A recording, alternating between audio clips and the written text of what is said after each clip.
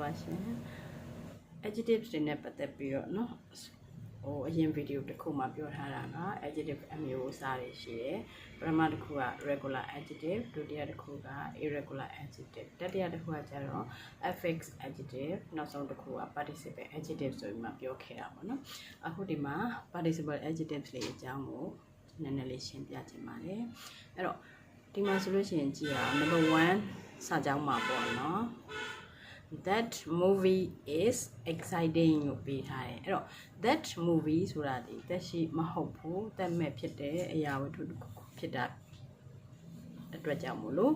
နောက်မှဒီမှာ adjective မှာပါရေးထားလဲဆိုရင် exciting လို့ခေါ်တယ် verb မှာ ing တက်ထားတယ် present participle adjective ကိုအသုံးပြုထားပါတယ်အဲ့တော့ verb to be plus adjective ဆိုလို့ရှိရင်ဒီမှာတော့ verb ဖြစ်တာလေနော်အဲ့တော့ဒီမှာဆိုလို့ရှိရင် that movie is exciting ဆိုတာဘာလဲဆိုရင်အဲ့ဒီရုပ်ရှင်ကစိတ်လှုပ်ရှားစရာကောင်းသည်လို့အဓိပ္ပာယ်ရပါတယ်အဲ့တော့present participle adjective တွေကျမတို့ကဟောဒီနောက်ဆုံးမှပေးထားတဲ့တစ်ခုခုပေါ့နော်စိတ်လှုပ်ရှားဆိုရင်စိတ်လှုပ်ရှားစရာကောင်းတော့စိတ်ဝင်စားတယ်ဆိုရင်စိတ်ဝင်စားစရာကောင်းတော့လို့အဓိပ္ပာယ်ယူပါတယ်နောက်စာကြောင်းတစ်ကြောင်းကကြတော့ the children are excited to see that movie လို့ပေးထားတယ်အဲ့တော့ the children ဆိုတာဒီမှာ subject ကသက်ရှိတွေဖြစ်တယ်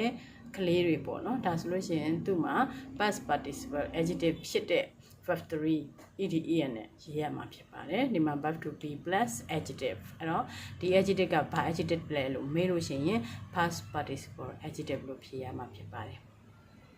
ဒါဆိုရင်ကလေးများသည်အဲ့ဒီရုပ်ရှင်ကိုကြည်ဖို့ပေါ့နော်ကြည်ဖို့စိတ်လှုပ်ရှားကြတယ်လို့ပြောတာဖြစ်ပါတယ်တစ်ခေါက်ပြန်ပြောကြည့်မယ်နော်ကလေးများသည်အဲ့ဒီရုပ်ရှင်ကိုကြည်ဖို့စိတ်လှုပ်ရှားကြသည်လို့ပြောတာဖြစ်ပါတယ်ဒါဆိုလို့ရှိရင် present participle adjective နဲ့ past participle adjective ကို꿰လောက်တယ်ထင်ပါတယ်အဲ့တော့နောက်ဒီစာကြောင်းနှစ်ခုနဲ့ရှင်းပြီးနောက်တစ်ကြောင်းကိုရှင်းပြချင်တာကြတော့ဘာလဲဆိုရင် the children are exciting to see that movie လို့ပေးထားတယ်ဒါဆိုရင် subject ကိုကြည့်ရင်အရှိမ children ဆိုတာသက်ရှိဖြစ်တဲ့ကလေးတွေဖြစ်တယ်ဒီမှာ verb to be ဒီမှာကျတော့ exciting ကဘာလဲဆိုရင် adjective မဟုတ်ပါဘူးဘာဖြစ်လို့လဲဆိုရင်သူက present continuous tense လို့ခေါ်တဲ့ verb ing နော် verb ရဲ့ form ကိုရေးထားတာဖြစ်ပါတယ်အဓိပ္ပာယ်ကကြတော့ဘာလဲဆိုရင်ကလေးများသည်အဲ့ဒီရုပ်ရှင်ကိုကြည့်ရင်စိတ်လှုပ်ရှားနေကြသည်ဆိုတဲ့အဓိပ္ပာယ်နဲ့ continuous tense ကိုဖော်ပြခြင်းဖြစ်ပါတယ်ဒါကြောင့်မို့လို့တစ်ခါတလေမှာကျွန်တော်တို့စာကြောင်းတွေကိုစစ်တဲ့အခါမှာအနောက်က verb ing နောက်တစ်ခုက verb 3နောက်တစ်ခုက verb မှာ ing ရှိတယ်ဆိုရင်အရှိမလဲပဲ verb to be တွေပဲ is ai ဆိုရင်ဘာကိုစစ်ရမလဲဆိုရင် subject ကိုစစ်ပေးပါ subject မှာသက်ရှိဆိုလို့ရှိရင်ကျွန်တော်တို့ကဒီကောင်ကpresent continuous ကိုသုံးတာဖြစ်ပါတယ်နောက်တစ်ခါသက်မဲ့ဆိုလို့ရှိရင်တော့ဒီစကားလုံးလေးဟာဘာကိုသုံးတာလဲဆိုရင် present participle adjective ကိုသုံးတာဖြစ်ပါတယ်ဒီလိုသာ